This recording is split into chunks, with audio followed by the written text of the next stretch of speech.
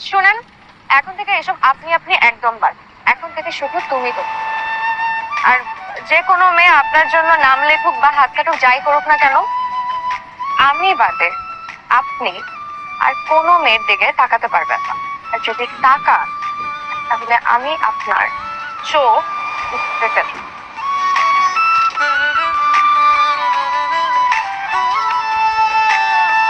এখানে সবসময় সাপের মতন তাকিয়ে থাকবেন না তো, আমার লজ্জা লাগে।